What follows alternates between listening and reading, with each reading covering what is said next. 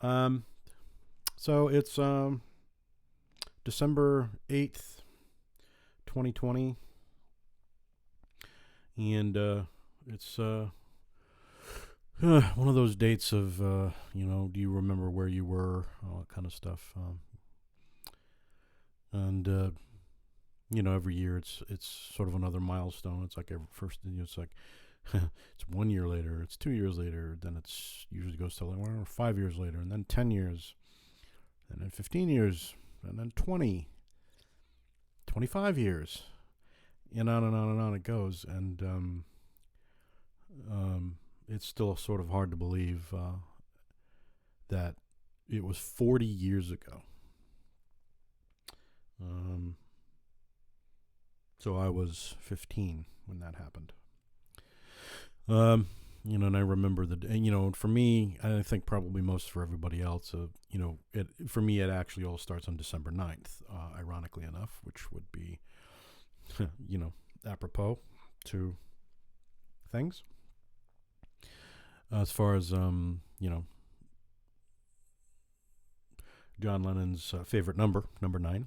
So the odd thing is the fact that he was pronounced dead just before December 9th is just kind of, it's like one of those universal jokes, the least the universe could have done was to let him pass away on the 9th, born on the 9th and then ended on the 9th. But, universe rarely works that way. And obviously, if, we're obviously talking about John Lennon's passing 40 years ago by a gunman's hand. Fanatical fan, whatever you want to call him, in a place where Lennon felt safest. Ironically, for the first time in his life, he felt safe in New York, and he was happy, and he was working again. He had plans to tour the world again. He was recording. He was being productive. He was happy. And the suppositions of or the theories of like what would he have done in the past 40 years, because he also would have been 80 years old today. So it's been 40 years. He was just 40 when he passed, so it's like double his potential lifetime. But anyway, I suppose one of the things that's sort of a comforting thing for fans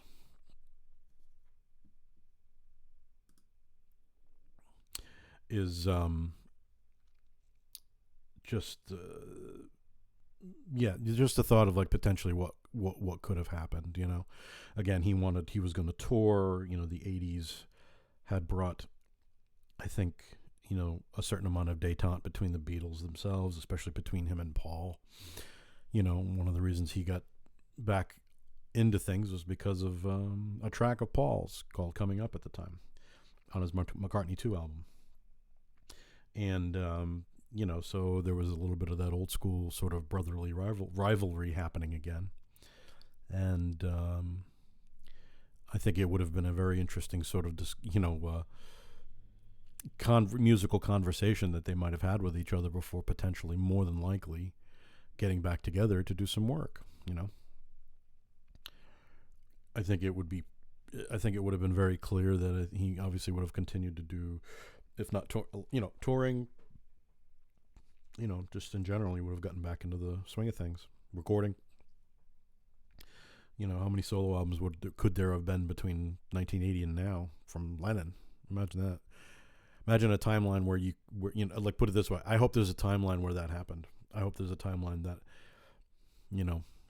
that one could witness when one passes. Like, if whenever I die, as a wish, I would love to be able to observe a timeline where he, either survived it or was never shot in the first place. Just was allowed to be able to move forward and do work. And be John Lennon, be the John Lennonist, the John Lennon, the Lennonist, the John Lennonist Lennianist. If that, I don't know how quite, I can't say it. He needed to be a John Lennon type John Lennon, right?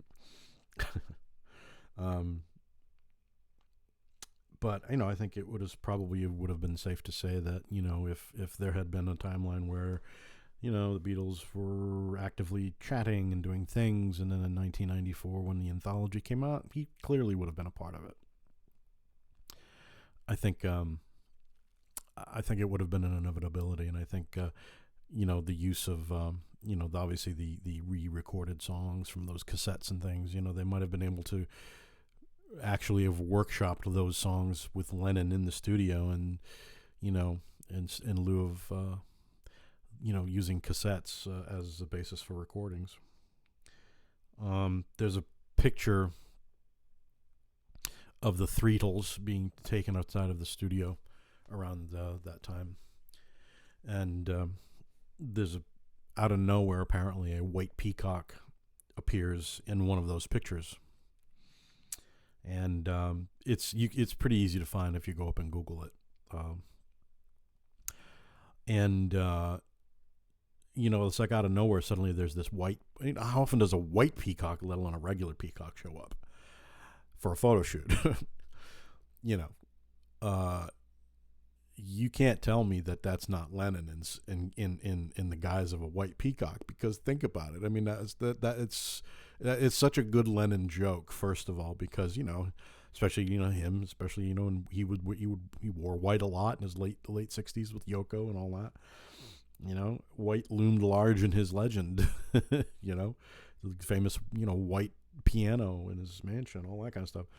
So that's Lennon visiting as a white peacock, just to like say, I'm here, motherfucker, and you're gonna look at me. So I think that's kind of funny, that potentially his energy is still around. One would hope anyway. So, and then, so beyond that, if he had been a part of Anthology, and then he would have maybe gone forward to, maybe there would have, and then maybe that would have, blossomed into a fully fledged Beatles sort of reunion. Maybe they would have done a record, and maybe they would have turned into a tour, and who knows, and maybe it would have been one of those things like, bands that every once in a while just kind of get back together and they do a thing, and then they go away for a while and they do solo stuff, and then they do a thing, and there's an interesting book called I always forget the name of the damn book. Actually, I have it here. Hang on one second. Let me see if I can find the title of it.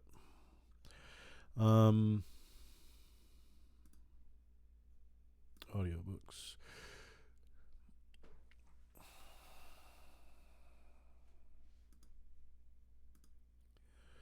Where are they? Can't find them. Oh, there we go.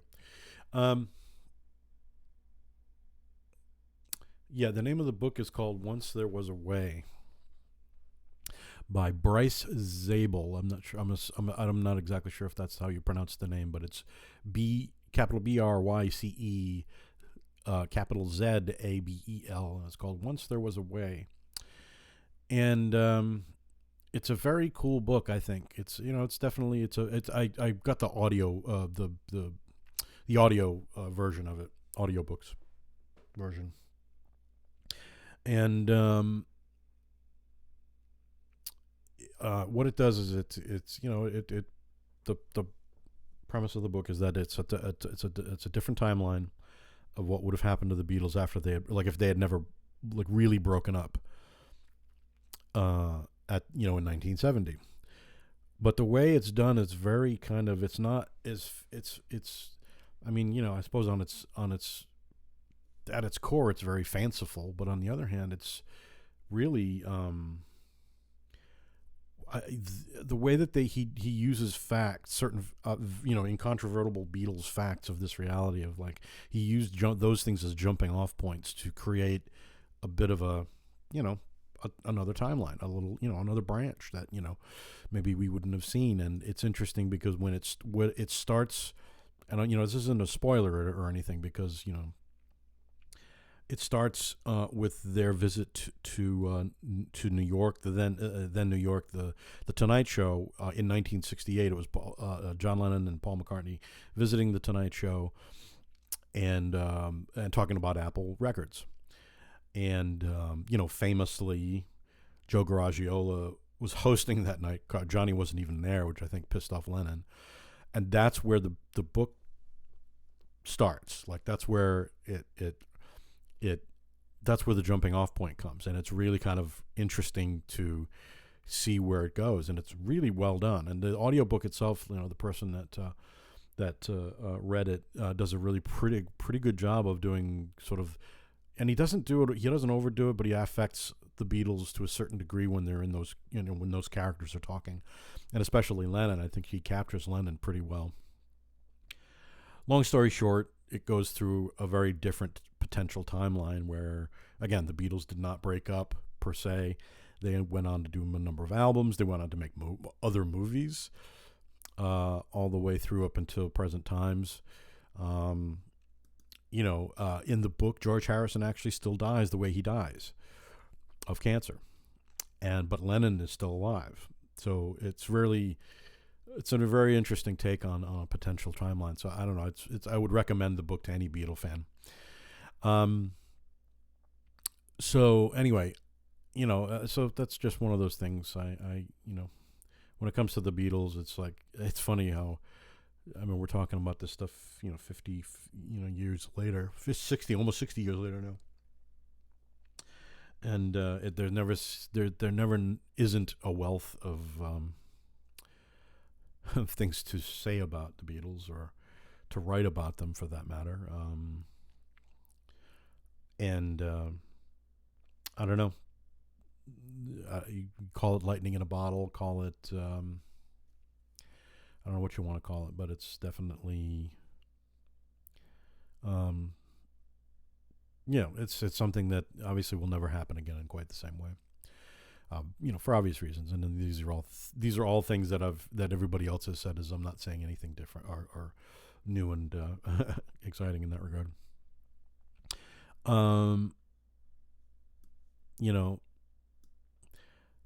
So for me, again, this day, again, December 8th. I went. December 8th was it I forget now what it was. Was it a Monday? That's right. It was a Monday night. Yeah, it was a Monday night. That's right. So, I would have gone to sleep Monday night because, I had school the next morning. None the wiser. But I remember the next morning very vividly, and the rest of that day, and then from then on. Remember waking up and my mother driving me to school, because in 1980 I would have been in 10th grade, right? I think that's right, 10th grade, yeah. So, first year of high school. And I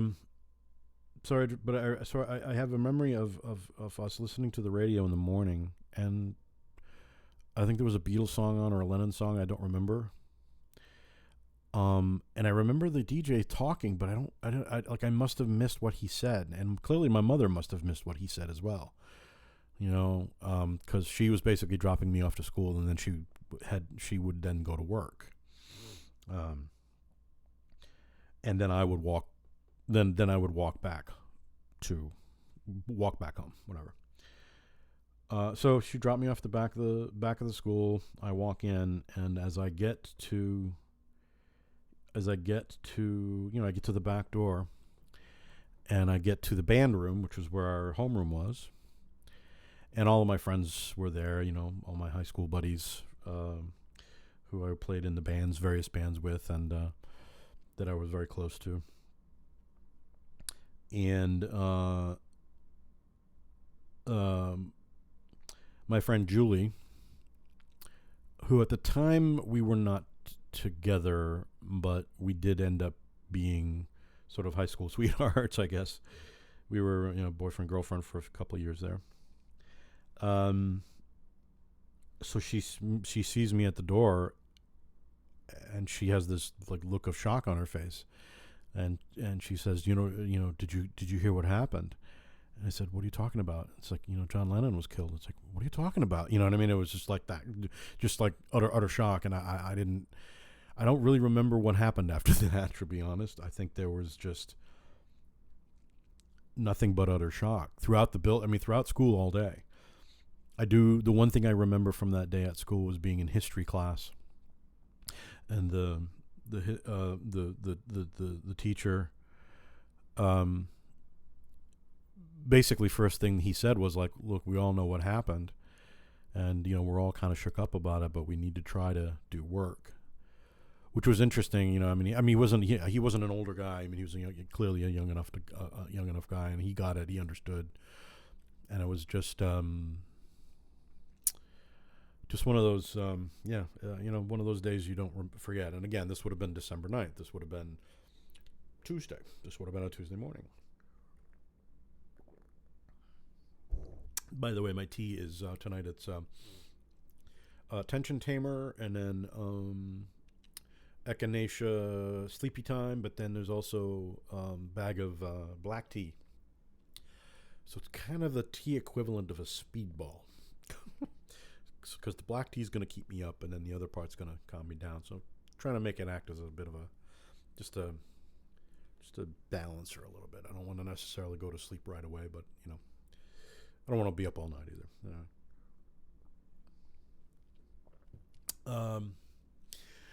And once again, there's nobody here, so I'm talking to myself. So nobody, whatever. I'm gonna do it. Like I said, I'm just gonna do this until I either get sick of it, or eventually, if somebody shows up, then that's great. If they don't show up, that's fine. I'll do what I'm doing this partially as a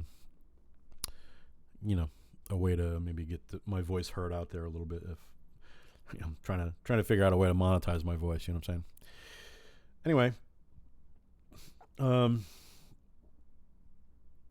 so back to that Tuesday 40 years ago. And I remember, leaving school and getting home and just sort of being beside myself. And like my mother, I was kind of a latchkey kid for a long time. I would be home, and I'd be by myself for, at least a couple of hours, if not more, depending if my mom went to her exercise class after work and all that kind of stuff. But I saw her pull up, and I just remember being at the door, and I remember just sort of breaking down, and I said, I remember saying, we've got to do something. I mean, it was just this desperate, I don't know, whatever it was. I mean, for 15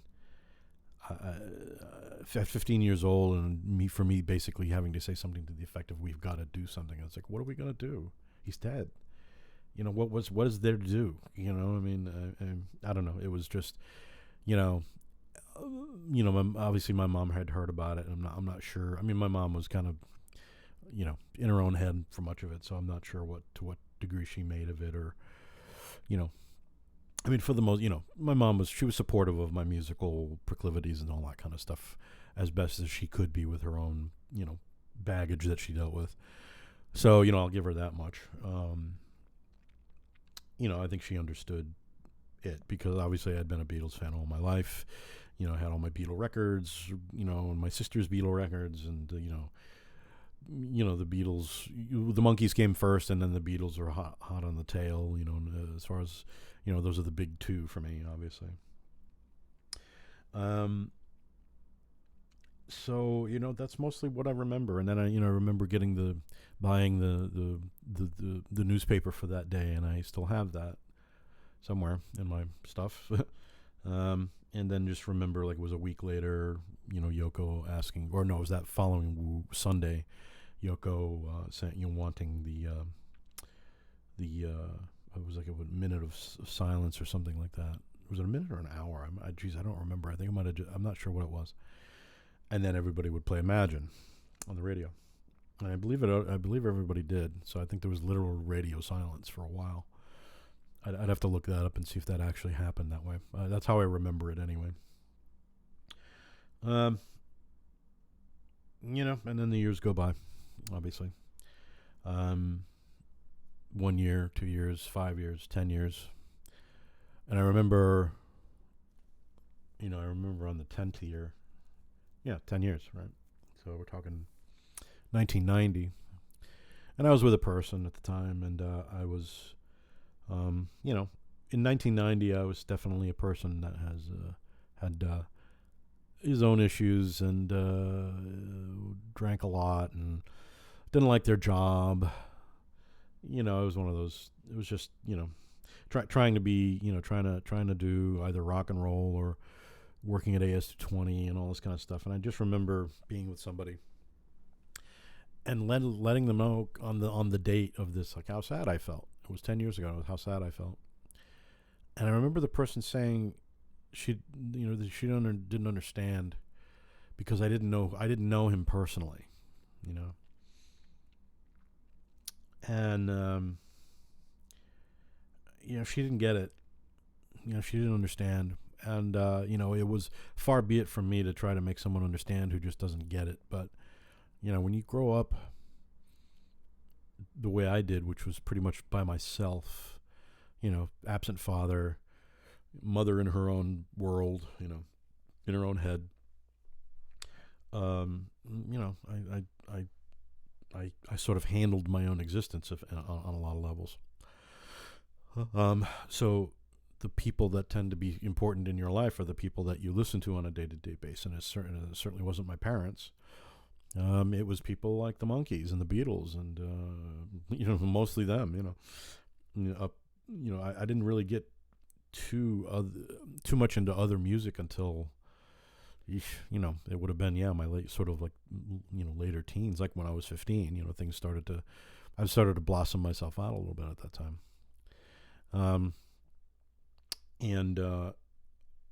So those were the people that were in my head. I came home from school every day, before, in the 70s, and again, no one was home. I'd be there. I'd have to, deal with myself and get home by myself. In the days when you could do that, where at 10 years old, I could walk back and forth from the bus stop without having somebody to pick me up or hold my hand, and having a key to the house because no one was home. And I'd go to the TV and I'd watch reruns. I'd watch the Monkees and Gilligan's Island and the Three Stooges and Star Trek and cartoons and the Beatles movies and all. That was my childhood, man. Those are the things in pop culture that were in my head. The things that were personally I was handling at the time. Of course, at the time you never think that they're a big deal until you get older and you realize, oh shit, those were a big deal. So, the things that change in your life are the ones that you tend to have to look back and refigure out. Like you have to put them in a place and put them in a box and learn from them and then put them away so that they don't like eat at you for the rest of your life. And the people or the things in my head that stayed constant and consistent and never failed me. And I'll repeat that. The things in my life, in my head, that were consistent and never failed me in my interaction with it in its context were the Monkees and the Beatles and the Three Stooges and Star Trek. It was like probably the big four, I guess. Right? Monkees reruns, it's like, I was privy to watch the Monkees so many times. To me, it felt like, they were these uncles that I would, could hang out with, and they didn't judge me, and they didn't yell at me, and they didn't, hurt me, and they didn't they didn't make me eat food I didn't want to eat and all that kind of shit. And they were consistently who they were. And when you're 10 years old, that's all you know. You can't make sense of like anything beyond that, and the how those actual people are when you first meet them. It's like they're not that thing in your head. They're their own thing. So when I eventually confront them as the Monkees, I have to confront them in different ways. It's like these are actual human beings. These aren't just the caricatures and things that they played on television. And it was the same thing with the Beatles. I never met any of the Beatles, of course, but it's the same thing. All I know is that the Beatles and their music and their movies were consistent in my head and never failed me to this day. 45 years later, if you want to discount the first 10 years of my life, really.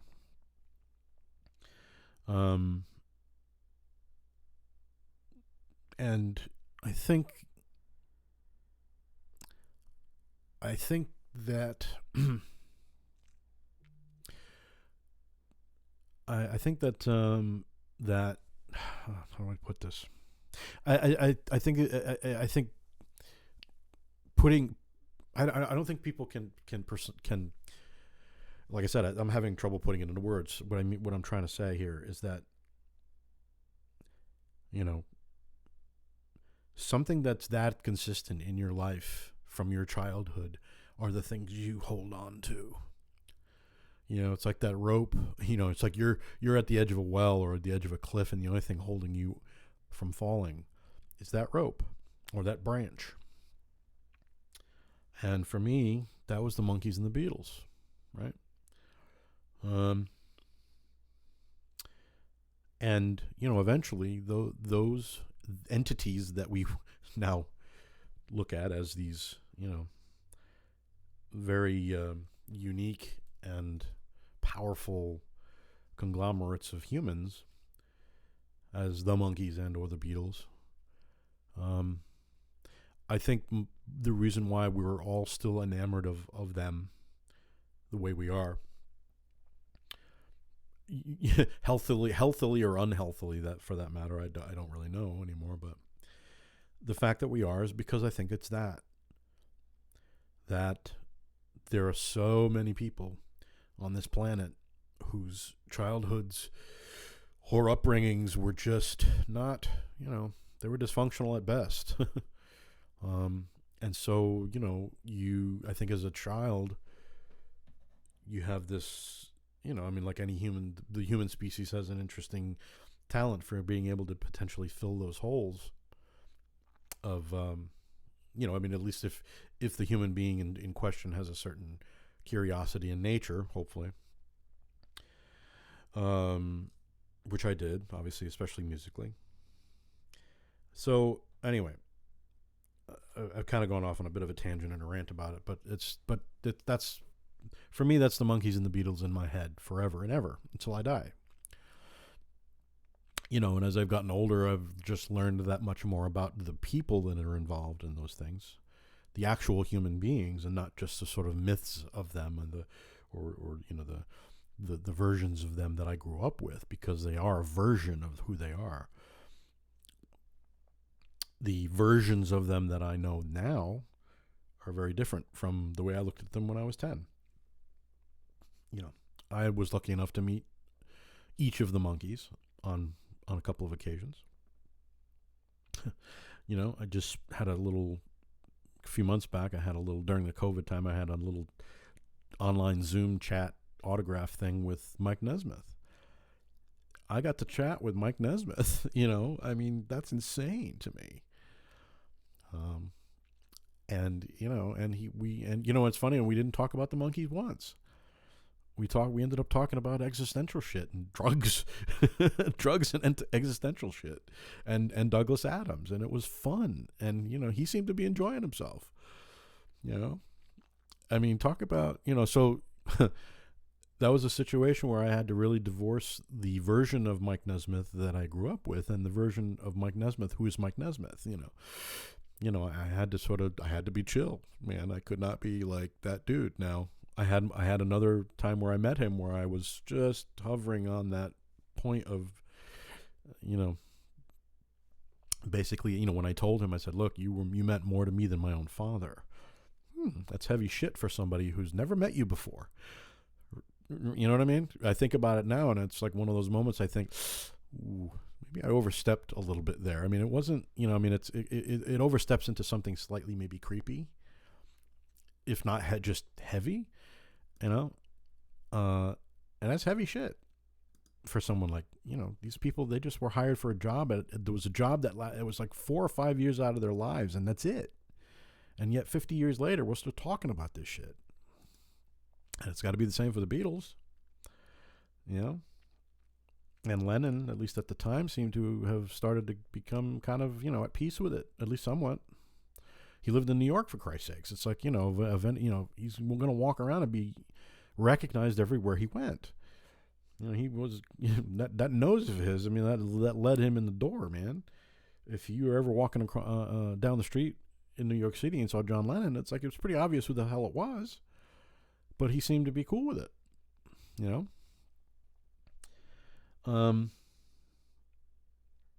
which unfortunately was somewhat of his undoing. He was very generous with his time. He signed autographs, a lot of them, for a lot of people. He wasn't, he was the grumpy guy, but he was very generous with his time. Anyway, so, for me, that's, John Lennon was someone who musically obviously informed me on a number of levels, just not, especially as a singer.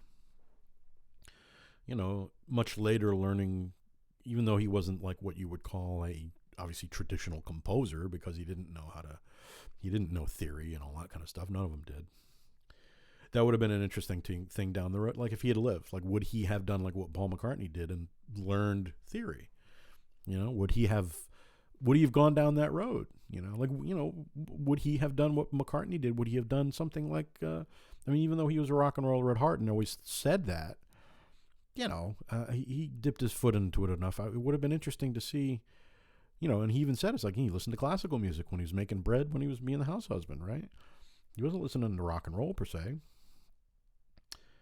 It would have been really interesting to have seen what maybe he would have done. Would he have written something classical in nature, or Broadway based or something like that, where there would have had to have been orchestration involved.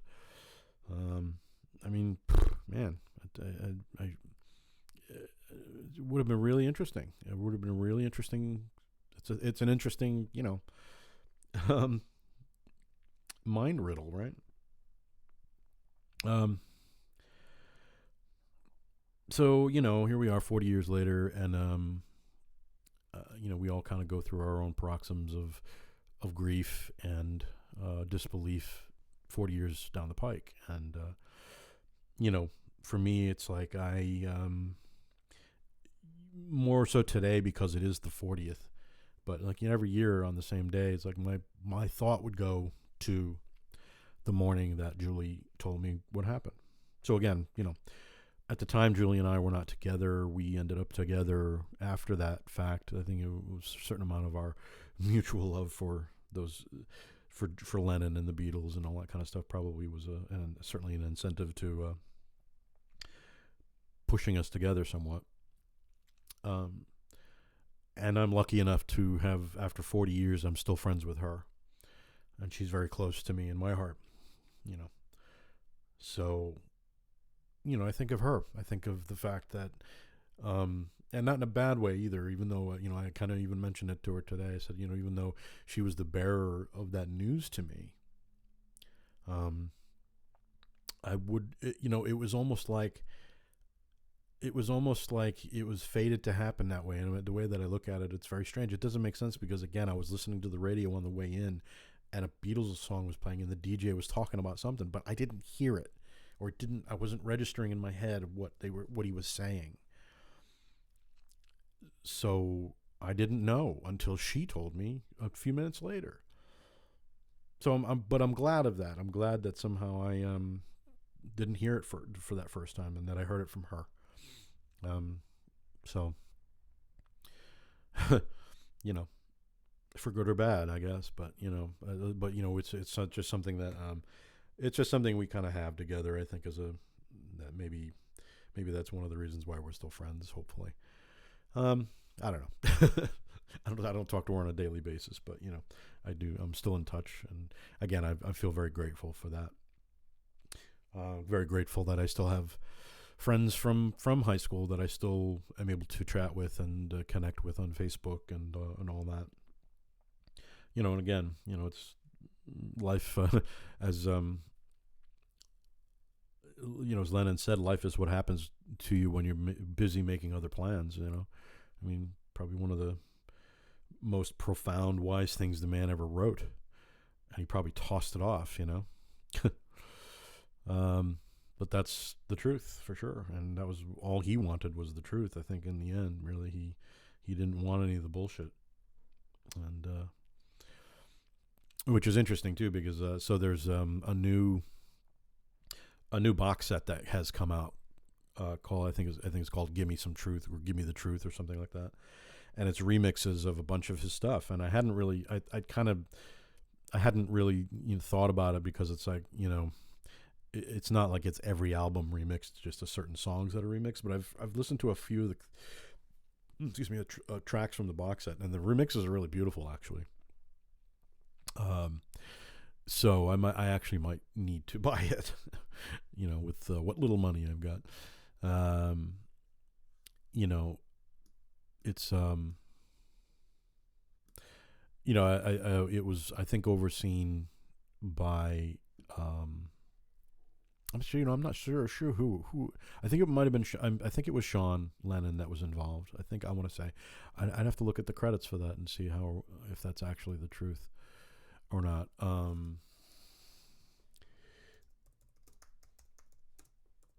Let's see. Yeah. Well, it says if I go to Wikipedia,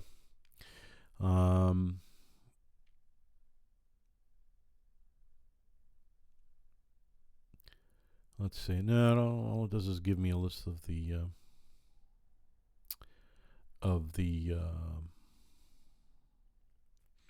songs on it. It doesn't give me really any notes about it. But again, apparently what they did is they went back and actually here it is. Yeah, it's called "Give Me Some Truth," and completely remixed from the original multi-tracks. Let's see.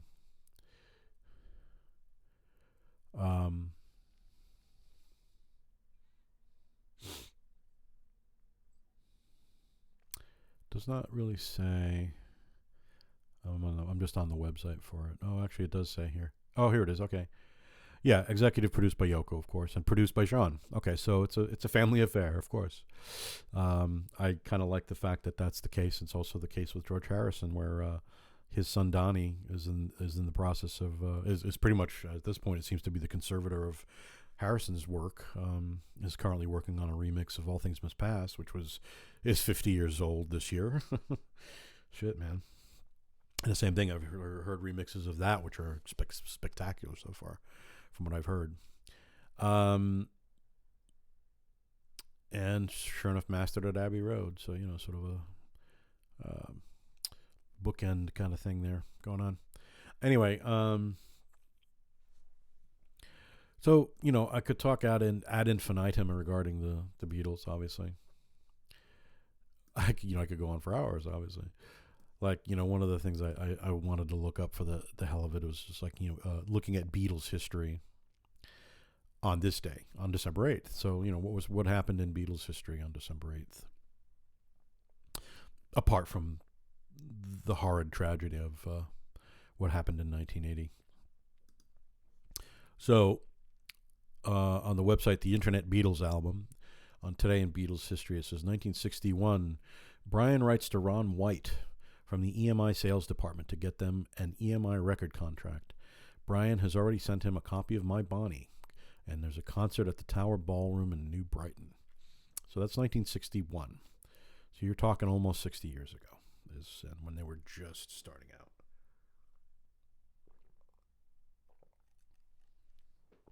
They'd already been to Hamburg. Still had Pete Best, but did not have a recording contract yet. And then a year later, in 1962, it says 7:30 p.m. to 2 a.m. Concert at the Tower Ballroom, New Brighton. Interesting.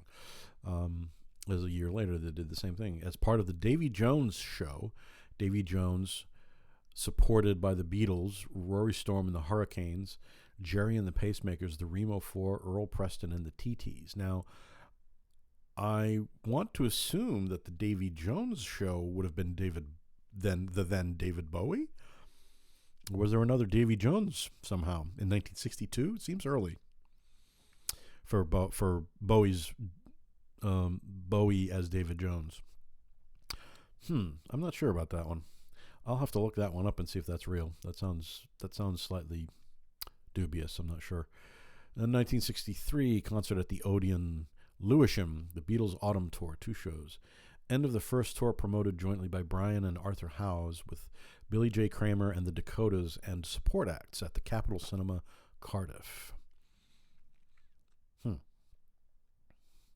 And then it skips 1964, which I think because they were on vacation at that point. They had just put out Beatles for Sale, so I think they must have had, hopefully they had a little bit of time off between then. But then 1965, concert at the City Hall, Sheffield, Day Tripper, backed with We Can Work It Out at number 1, first week, entering the ranking UK New Musical Express chart. So 1965, so we're talking, well, that's 55 years ago. Then a year after that, 1966, Studio One, 2:30 to 5:30 p.m. recording When I'm 64, overdub onto take 2. Producer George Martin, engineer Jeff Emmerich, second engineer Phil McDonald. Studio 2, 7 p.m. to 3:40 a.m. Recording Strawberry Fields Forever remake, takes 9 through 24. Editing Strawberry Fields Forever of takes 15 and 24. Producer Dave Harries, George Martin. Engineer Dave Harries, Jeff Emmerich. Second engineer Phil McDonald. Recording of the rhythm track of Strawberry Fields Forever for the version with cellos and trumpets. Okay, yeah, that's interesting. 1967, a year later, so UK EP release of Magical Mystery Tour, the first double EP in the UK. Robert Stigwood and David Shaw resigned their directorships in NEMS. That's a minor thing, I think, potentially. So, Magical Mystery Tour was released today in England before the album of that. So it's just the EP. And then, so it skips 1968. So again, that would have been, the White Album would have been just released in November. Two Virgins would have been released around the same time. And this would have literally just been just before the Let It Be, what had ended up being the Let It Be sessions. So that was probably them on vacation or not doing much. Then 1969, Studio 2, 10 a.m. to 12:15 p.m. Tape copying with simultaneous recording. Octopus's Garden takes 1 to 10. Producer George Martin. Engineer Martin Benji. Second engineer Richard Lush. Re-recording of Ringo vocal for Octopus's Garden. Bass, lead guitar, and piano with outside musicians for his appearance on the show with a little help from my friends. Okay. And then it pretty much skips everything from 1970 to 1980. So you don't really get a sense of what the solo Beatles were potentially doing around on this date. I'm sure there's some online for that. Skips to 1980 for the obvious thing we're looking at today. And then 1995, Anthology 1, number 1, first week in the ranking. English music chart, Chile.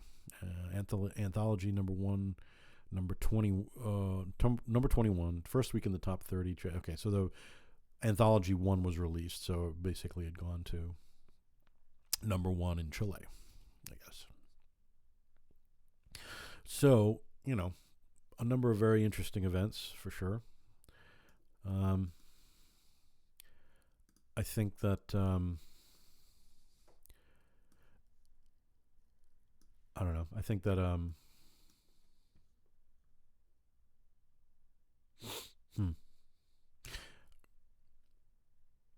don't know. There's not much more to say, I guess.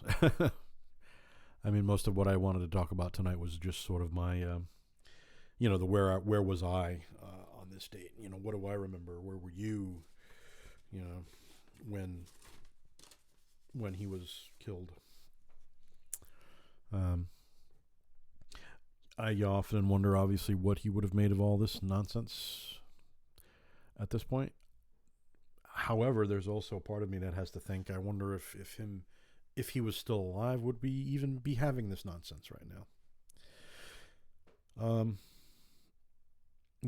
I think his sway with the general public, obviously, I think was pretty deep, even even 5 years out of the business and out of the public eye, the fact that he was coming back into the public eye pretty heavily with a new record,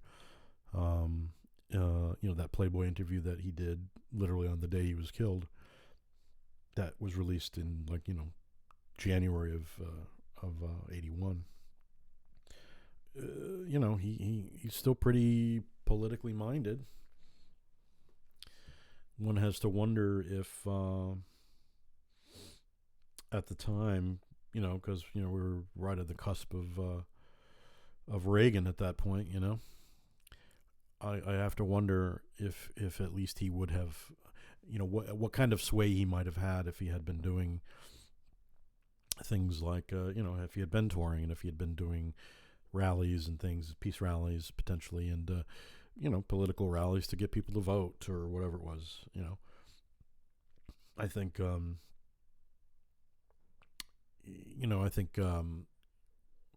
I think politicians feared him because of his platform and what he was talking about. Like, most people of a peaceful bent seem to somehow find themselves on the other end of a gun. Martin Luther King, Gandhi. I mean, there are too many people that make too much money off of evil in this world, and they want to continue that. They want to continue that process, and we've now seen, we've seen plenty of that in the past just 4 years. How clear that is, and it's no longer being hidden. Now it's just out in the open. Now it's just like, yeah, we're making money off your pain. Sorry, it is what it is, and it's going to continue until you stop us, right? Well. God knows. I hope that doesn't come. That it doesn't come to that. When you listen to "Happy Christmas," and the last words being sung on it are "War is over if you want it." So all we have to do is want it. It's really that simple. It's really that fucking simple.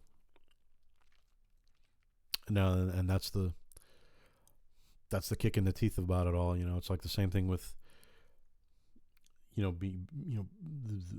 general populace being taken care of during this time, and the fact that we're not, at least in this country, we're not.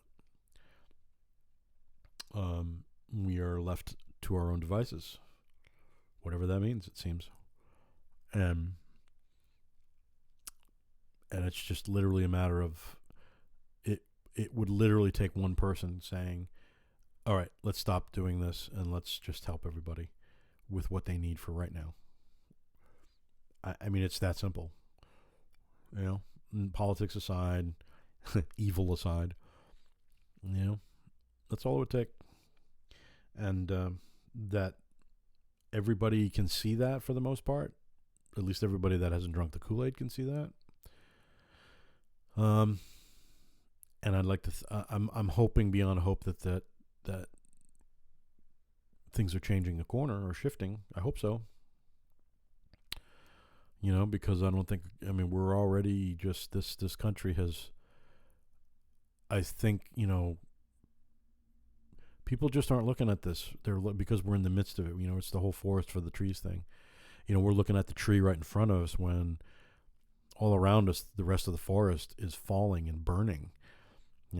So you don't see it. It's like, well, my tree's okay. Until it isn't, right? And when this is all said and done, I hope history is very factual about what happened here. Talk about truth. That's what Lennon all wanted. That's all that Lennon wanted was some truth. And then people would come up to me and say, "Well, your truth is different from my truth." It's like, okay, what's your truth then? If your truth is to basically be delusional, okay. But don't push your delusional truth on me. My factual truth is better for you. Though one would say, well, your truth isn't real either. It's like, okay, right. All I know is that my truth is I don't want to hurt anybody. I don't want anybody to be hurt. However, if you're going to hurt somebody, my truth is that I'm going to get in the way of you hurting that other person somehow. And I mean physical hurt, emotional hurt, economical hurt. I'm going to say something. And I wish more people would do that. And people are. Because, what else do we have at this point? I'm going to call out economic terrorism where I see it. I'm going to call out racism where I see it. I'm going to call out inequality when I see it, and inequity, and just out and out evil. I'm going to call. It's like the irony of, like, being intolerant of the intolerant, right? I'm a tolerant person, unless you're an intolerant person. You know what I mean? And then I become very intolerant. Yes, the irony is very, very clear. But the only way that anything is going to change is if there are more people that are intolerant of the intolerant. Do you know what I mean? That has to change. I think Lennon would agree. Sort of hard to say where Lennon. I think eventually Lennon. He wasn't sure about the revolution, whether he wanted. When you talk about destruction, don't you know that you can count me out /in? I think he was on the fence about it because he was kind of the same with me. It's like, I don't want to see bloodshed from anywhere. But when the other side starts, serving up the bloodshed because they just don't like the color of someone's skin or what they're saying, that's a problem. Then you may have to intervene with bloodshed, which is an awful thing to think. But that's a whole other podcast. I'm not here for that tonight. So it's about 55 minutes in. I've talked to myself for 55 minutes. Like I said, I'm going to try and do this every night through December. Somewhat of a little diary series, along with just me talking and chatting about this, that, and the other. Podcast radio, late night radio style. I'm farting around with the tech, just kind of getting a better sense of what tech I can do, which is pretty amazing when I think about it. It's like, this is virtually a radio show online, and I'm doing it just from my computer. And I think back, 40 years ago in my head, I'm thinking, God, if I had ever would have thought I would have had this kind of equipment to do this stuff 40 years ago. Shit. And Lennon too, man. I think he'd have been all over this shit. Are you kidding me? I think Lennon would have been so into the social media. I just have no doubt about it. I think Yoko has basically said much the same, that he would have just been all over this because he liked, as much as he might not have been a techie per se, he would have liked. I think he would have enjoyed it. I'm sure he would have. Clearly used it, but I think it would have been interesting to see, in another timeline, I would have loved to have seen John, all four Beatles in a Zoom call or something like that for charity, or just chatting about this, that, or the other, or doing bread recipes or something with I could just because that's him. Another thing, he could, God knows. Maybe he would have done movies, maybe he would have acted a little more, because he did a little bit of that in the '60s. Maybe he would have done some more acting. That would have been interesting. I think he was better than he gave himself credit for. So and I hear the other people in my head saying, here's the guy that wrote Imagine. And yet he had all these demons, and he was he at one point was an abusive person. He had some shit to answer for sure. I think he was in the process of doing that at 40. I think he was realizing the depth of his pain and how he manifested it. And certainly no excuse, for sure. But we've all been there.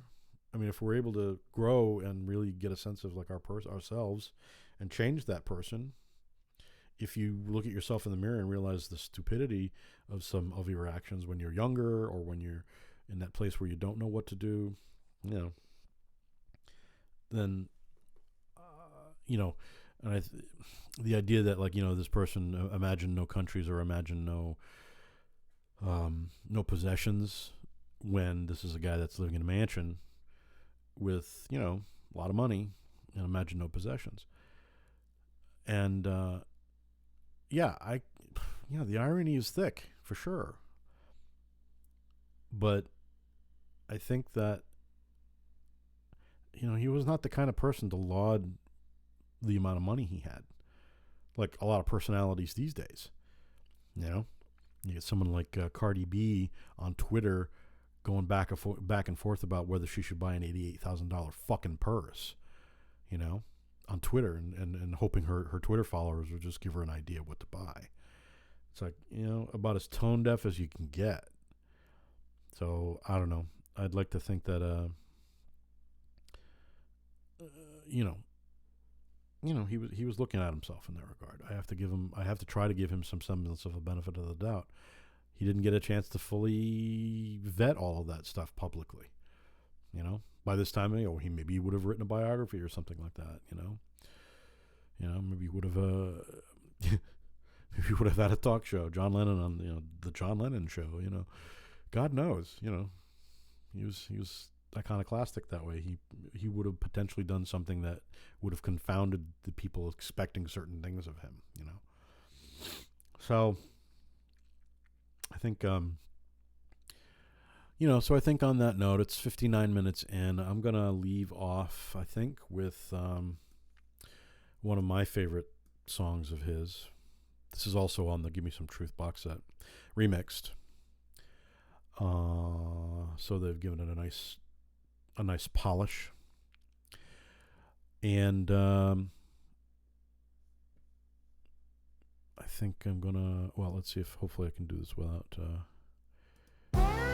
Yep, yeah, it's there. Sorry. All right, so this is Number 9 Dream. I'm going to say goodnight, folks. I'm going to leave you with Number 9 Dream from John Lennon, and then I'll try and be here tomorrow night again, probably about 7:30, same thing, so it's a little earlier during the week. And I'm not sure what to talk about tomorrow. Who knows, If people look at this video later and think they want to talk more about it tomorrow, then maybe I'll do that. That's fine. But you got to come and hang out live. That's the only thing, man. So, all right. So, good night, everybody. Have a good. Stay safe. Wear a fucking mask, will you please, for the love of God, over your nose and your mouth. Don't go anywhere if you don't have to. Stop acting stupid. All right. Take it away, Len. John Lennon. This is John Lennon.